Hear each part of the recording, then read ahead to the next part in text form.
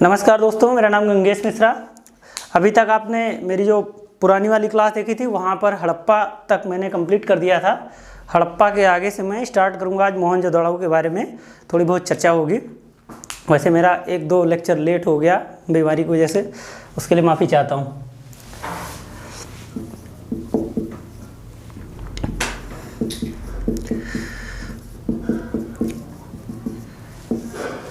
तो वही अपना पुराना स्टाइल कि जब किसी स्थल के बारे में जानेंगे तो है कहाँ पे, वहाँ से मिली कौन कौन सी चीज़ें और क्यों महत्वपूर्ण हैं। बस इतनी ही 3 चीज़ें देखनी हैं, क्योंकि बाकी का जो कल्चर हो तो लास्ट में देखेंगे ही।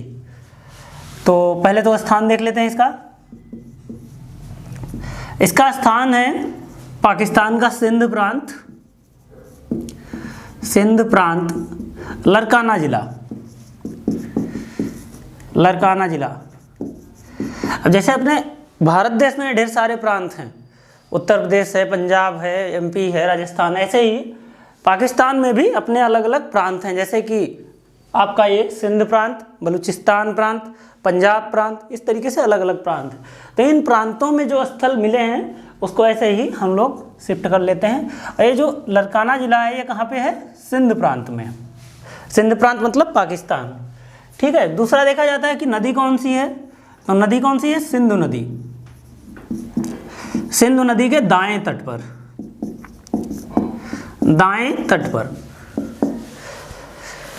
तो पहली बात तो हमको ये पता चल गई कि स्थान इसका क्या था, सिंध प्रांत लरकाना जिला। पोजीशन देख रहे हैं तो सिंधु नदी के दाएं तट पर है, ये इसकी एग्जैक्ट पोजीशन हो गई। उसके बाद अब देखते हैं यहाँ से क्या क्या चीज़ें मिली हैं। तो यहाँ से जो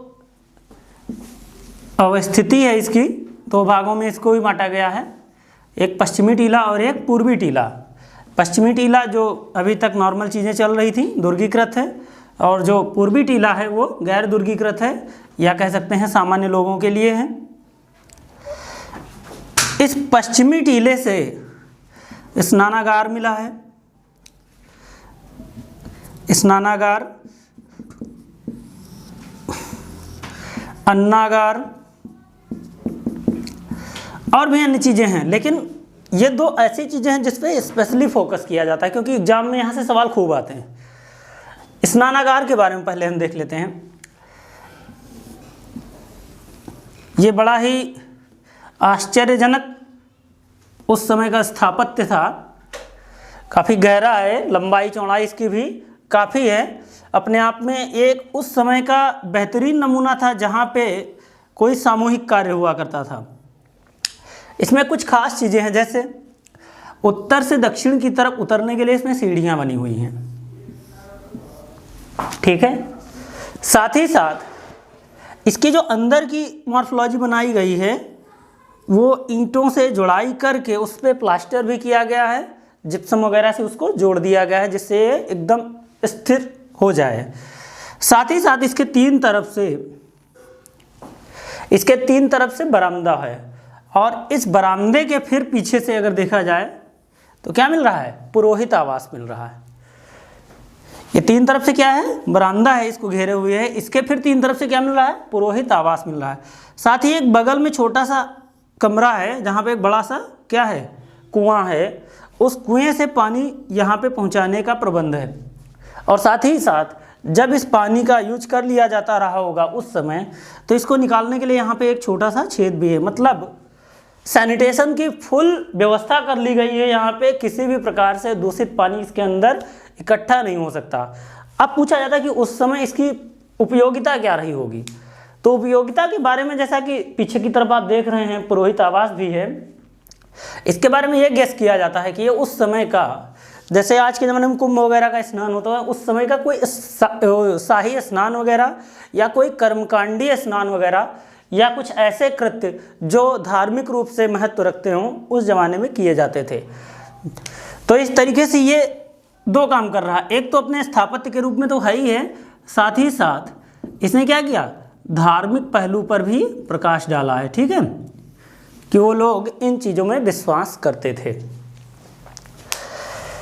इसके बारे में 2 लेखकों ने अपने अलग अलग तरीके से मत व्यक्त किए हैं। जैसे मार्शल ने कहा है कि यह तत्कालीन समय का या तत्कालीन उस पूरे के पूरे क्लाइमेट का सबसे आश्चर्यजनक नमूना था या आश्चर्यजनक निर्माण था। ये मार्शल की लाइन है। इन्होंने कहा है कि तत्कालीन समय का सबसे आश्चर्यजनक निर्माण था।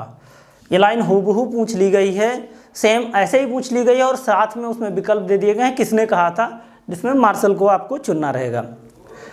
एक इसके बारे में लाइन और बोली जाती है, मतलब इस स्नानागार से नहीं बल्कि मोहनजोदड़ो से पूछी जाती है। मोहनजोदड़ो और जो इससे पहले आपको हड़प्पा बता चुके हैं हम, उन दोनों को कनेक्ट करता है एक इतिहासकार है पिग्गट। इसने बोला था कि तत्कालीन सिंधु सभ्यता की मोहनजोदड़ो और हड़प्पा दोनों क्या थी, जुड़वा राजधानी थी।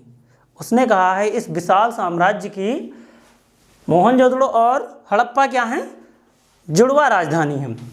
तो ये लाइन किसकी थी, ये पिग्गट की है। और जो ये इसके बारे में बताया गया है कि अद्भुत स्थापत्य था या आश्चर्यजनक निर्माण था, ये किसकी लाइन थी, मार्शल की थी। तो ये दोनों पूछी गई हैं और सीधे सीधे लाइन पूछी गई हैं, तो इसलिए इन दोनों लोगों को नहीं बुलाया जा सकता। अब बात आती है और कौन कौन सी चीज़ें पाई गई। तो उस जमाने में, सॉरी उस जमाने में ना कहें बल्कि मोहनजोदड़ो स्थल से कहें, मोहनजोदड़ो स्थल से, एक मिनट, मोहनजोदड़ो स्थल से स्नानागार के अलावा जो अन्नागार पाया गया है, वो बताया जाता है कि उस समय का मोहनजोदड़ो का सबसे बड़ा भवन हुआ करता था या सबसे बड़ा एक अन्न कोठार या ये कह सकते हैं इमारत के रूप में सबसे बड़ी इमारत हुआ करती थी।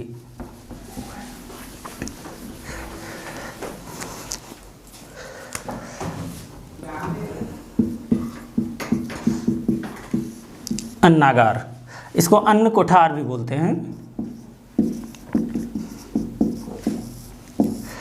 ये तत्कालीन सबसे बड़ी इमारत थी, कहाँ की, मोहनजोदड़ो की।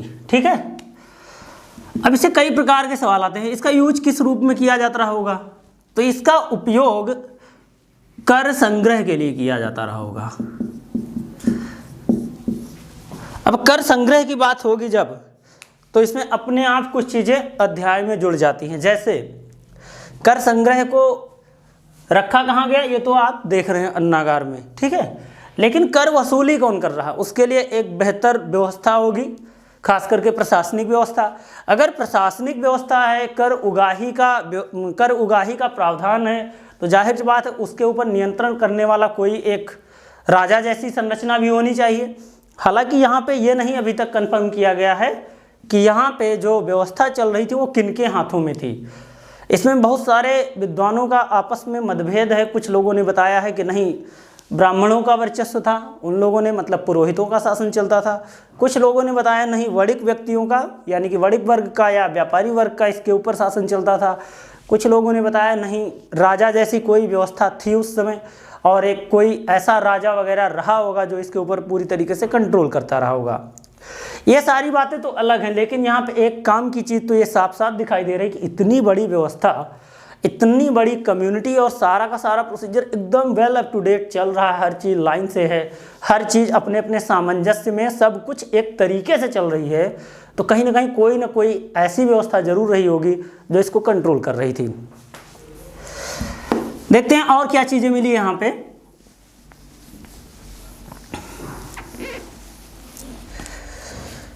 यहाँ से एक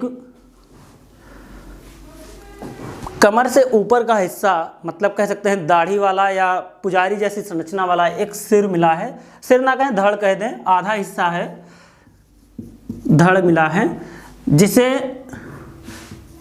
पुजारी या कुछ और इसी तरीके की संरचना बताया जा रहा है।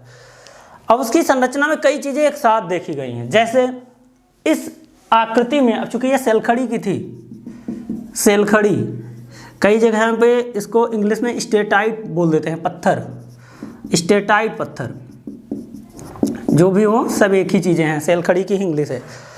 तो इसकी जो ये प्रतिमा मिली है, धड़ मिला है, इस धड़ में कई सारी चीज़ें, कई सारी इन्फॉर्मेशन एक साथ आ रही हैं। जैसे पहली इन्फॉर्मेशन यह है कि इसने एक साल ओढ़ रखा है, इसने एक साल ओढ़ रखा है और उस साल पे कढ़ाई दिखाई गई है, ठीक है। मैं थोड़ा चेहरा बनाने का प्रयास करता हूँ, आप लोग आराम से समझ सकते हैं इसको। ठीक है, इसकी जो दाढ़ी दिखाई गई एकदम सुव्यवस्थित दिखाई गई है, मतलब जो बनाया गया होगा उस ज़माने में इसको बहुत ही बेहतर ढंग से बनाया गया होगा। लेकिन इससे सवाल क्या आते हैं, इससे सवाल ये आते हैं कि ये किस प्रकार के मानव की है। तो कौन सा मानव है? मंगोलॉयड किस्म का मानव है। यहाँ पे ऐसे दिखाया गया है इसको, बहुत ही बेहतर ढंग से इसकी दाढ़ी को सेट किया गया। मैं नहीं कर पा सकता हूँ तो माफ़ी चाहूँगा, लेकिन जो भी है ऐसे ही है इसकी संरचना कुछ।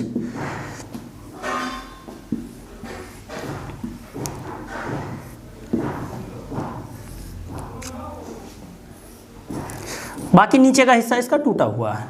ठीक है, तो ये जो ये साल ओढ़े है इसमें तिपतिया इसकी कढ़ाई हुई है, मतलब 3 पत्तियों युक्त कढ़ाई दिखाई गई है। इससे ये तो पता साफ साफ चलता है कि उस ज़माने में जो वस्त्र धारण किए जाते थे उसमें कढ़ाई जैसी कुछ व्यवस्था होती थी, कढ़ाई बुनाई की। तो इसका मतलब है उस समय जो एम्ब्रॉयडरी वाला प्रोग्राम चल रहा था वो होने लगा था और वो लोग इन चीज़ों को पसंद करते थे। साथ ही साथ यहाँ पे देखा गया है कि इसके बाजूबंद भी बना हुआ है। कहीं ना कहीं ये लोग तांत्रिक वाली चीज़ों पर भी विश्वास करते थे। देखिए, एक मस्तक पे है और एक यहाँ पे है। ठीक है, तीसरी चीज़ क्या दिख रही है? मंगोलॉयड किस्म का है, मंगोलॉयड। तो यहाँ से आपको फ्री में ये जानकारी तो अपने आप मिल जा रही है कि हड़प्पा वासियों में मंगोलॉयड प्रजाति के लोग भी पाए जाते थे। ठीक है, मंगोलॉयड प्रजाति। दूसरी चीज़ क्या दिख रही है? साल ओढ़े हैं। कई बार ये भी पूछ लिया गया किस तरफ से किस तरफ तक, तो ये यूपी कमीशन कुछ भी पूछ सकता है। दाएं कंधे से बाईं तरफ ये जा रहा है साल, ये भी एक बार सवाल आ चुका है। ठीक है, साल ओढ़े हुए हैं, वो भी कढ़ाई युक्त। तीसरा एक अपने आप में सवाल बनता है कि हड़प्पा सभ्यता में, पूरे हड़प्पा सभ्यता में किन किन प्रकार के लोगों के वास थे या किन किन प्रकार के लोगों का वहाँ पे उद्भव देखा गया है या प्रेजेंट देखी गई है, कौन कौन से लोग पाए जाते थे। तो यहाँ पे मंगोलॉयड तो अपने आप सही हो जाएगा कि ये तो हैं ही हैं। साथ ही साथ भूमध्य सागरीय प्रकार के लोग भी पाए जाते थे। भूमध्य सागरीय प्रकार के लोगों में मोस्टली क्या मिलते थे? जनता जो उस समय की थी वो भूमध्य सागरीय प्रकार की थी। मंगोलॉयड हो गए। प्रोटो ऑस्ट्रेलॉयड, प्रोटो ऑस्ट्रेलॉयड प्रकार की वहाँ पे एक नर्तकी की मूर्ति मिली है कांसे की, वो क्या है? प्रोटो ऑस्ट्रेलॉयड है। तो भूमध्य सागरीय के अलावा प्रोटो ऑस्ट्रेलॉयड, मंगोलॉयड, ये सारे प्रकार के वहाँ पे उस समय इंसान पाए जाते थे, खास करके हड़प्पा सभ्यता में। लेकिन एक बार ऐसा किया था कि सवाल में उसने निग्रिटो डाल दिया था और पूछ रहा था निम्न में से कौन से प्रकार के मानव हड़प्पा सभ्यता में नहीं पाए गए। तो वो निग्रिटो ही है जो वहाँ पे नहीं पाया गया था, बाकी सारे के सारे मिलते हैं। आगे बढ़ते हैं, यहाँ से और कौन सी चीज़ें ऐसी थी जो मिली हैं और कौन सी ऐसी चीज़ें हैं जो स्पेशल हैं। जैसे यहाँ पे मोहनजोदाड़ो से कहीं भी कब्रिस्तान का स्रोत नहीं मिला है। तो इसका मतलब हम क्या समझ सकते हैं? कब्रिस्तान यहाँ पे नहीं पाया गया है। इसका मतलब साफ साफ समझ में आ रहा है कि ये लोग अपने परिजनों के जो शव हुआ करते थे उनको दफनाते नहीं थे बल्कि जला देते थे। तो यहाँ पे समाधान की कौन सी प्रकृति देखने को मिल रही है? पूर्ण समाधान। ठीक है, पूर्ण समाधान, या ये कह सकते हो कि जलाने वाली प्रक्रिया। ठीक है, जलाने की प्रक्रिया। समाधान में 3 प्रकार के समाधान होते हैं। एक तो होता है पूर्ण समाधान, एक होता है आंशिक समाधान और एक होता है दफनाना। तो जो पूर्ण समाधान है इसमें तो जला देते हैं। आंशिक समाधान में क्या करते हैं? शव को उठा के फेंक देते हैं बाहर कहीं जंगल वंगल में, और वहाँ पे जानवर जो होते हैं, जंगली जानवर, उनको खा जाते हैं नोच के, और नोच के खाने के बाद जब हड्डियाँ बचती हैं उनको जाके जला देते हैं। ठीक है, ये हुआ आंशिक समाधान। और दफनाने की प्रक्रिया तो आप लोगों को बहुत बेहतर पता होगी, कई सारे धर्म में अभी भी पाई जा रही है।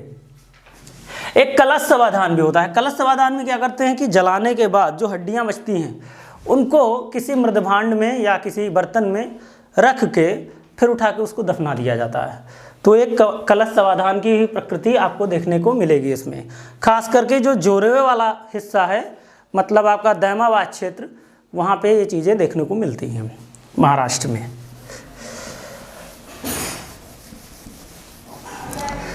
तो कब्रिस्तान के साक्ष्य नहीं मिले हैं, ठीक है, साक्ष्य नहीं प्राप्त हुए हैं।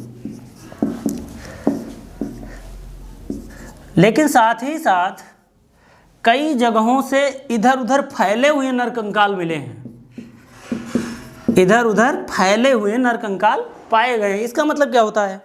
इसका मतलब है कि मोहनजोदड़ो में कभी युद्ध हुआ होगा, हो सकता है वो लास्ट टाइम पे युद्ध हुआ हो, और अगर युद्ध हुआ था तो वहाँ पे जो व्यक्ति जहाँ मिला उसको वहीं पे मार दिया गया, और मार दिया गया उसके बाद वो वहीं पड़ा रहा, तो उसके कंकाल इधर उधर फैले हुए इस तरीके से देखे गए। ये कुछ लोगों के अनुमान है कि शायद मारपीट वाली व्यवस्था रही होगी, इस वजह से नरकंकाल इधर उधर पाए जा रहे हैं। अगर एक जगह पे व्यवस्थित पाए जाते तो इसका मतलब ये हो जाता कि वहाँ पे कब्रिस्तान वाली व्यवस्था थी, लेकिन कब्रिस्तान के स्रोत यहाँ पे नहीं देखे गए। यहाँ से कुछ ऐसे औजार मिले हैं जो विशेष प्रकार के पत्थरों से बनाए जाते थे, उसको बोलते थे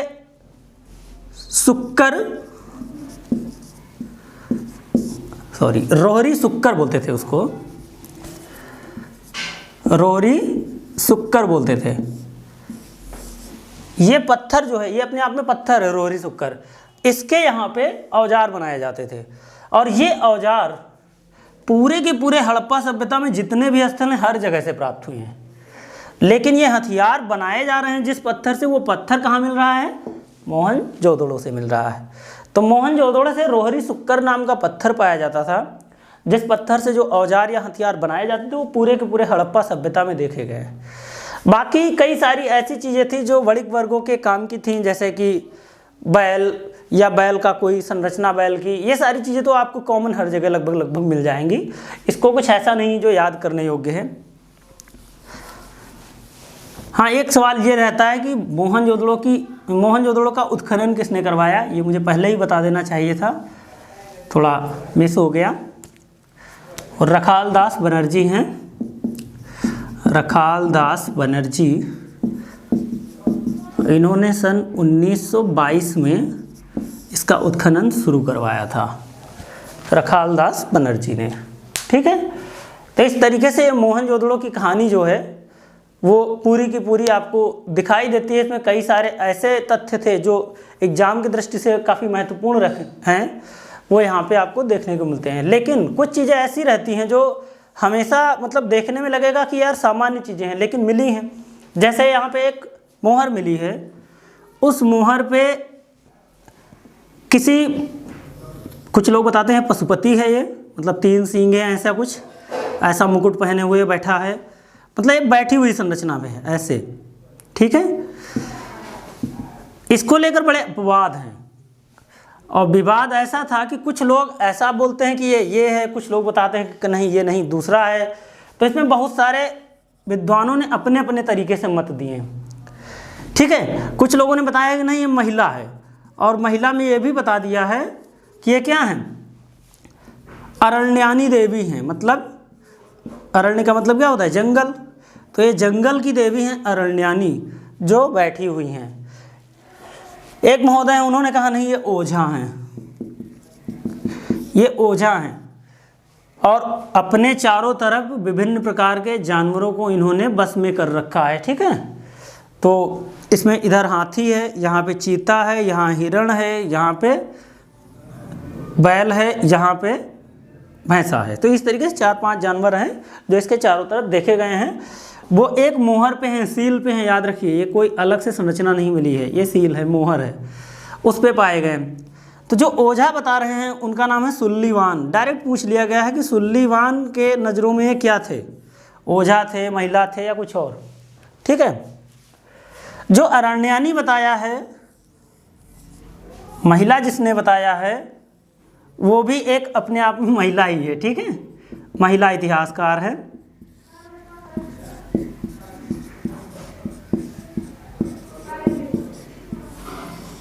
शुभांगना अत्रेयी, शुभांगना अत्रेयी, ये इनका नाम है।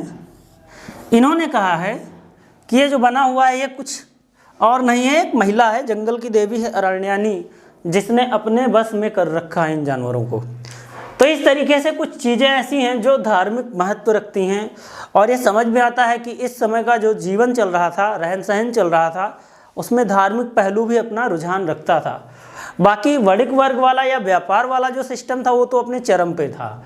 यहाँ से मेसोपोटामिया की 5 मोहरें प्राप्त हुई हैं, जिससे पता चलता है कि यहाँ का व्यापार मेसोपोटामिया तक चलता था। वैसे भी मैंने पहले ही बता दिया था कि जो हड़प्पा सभ्यता की मैंने जब इंट्रोडक्शन दिया था उसमें बताया था कि इन लोगों ने लिखा था कि जो सारगांव का अभिलेख है, जो सारगांव का अभिलेख है उसमें सारगांव लिखता है कि हमारे यहाँ उरनगर से मेलुहा दिलमुन माकन और मेलुहा के लोग व्यापार करते थे, जिसमें मेलुहा उन्होंने हड़प्पा सभ्यता को बताया है। तो इसका मतलब इन लोगों का व्यापार तो काफ़ी दूर तक था ही था, और उसकी पुष्टि कौन कर रहा है? मोहनजोदड़ो कर रहा है, क्योंकि यहाँ पे 5 मोहरें प्राप्त हुई हैं। आज के लिए इतना ही मोहनजोदड़ो से, बाकी चीज़ें हम अभी अगले लेक्चर में आपको प्रोवाइड करवाएंगे। धन्यवाद।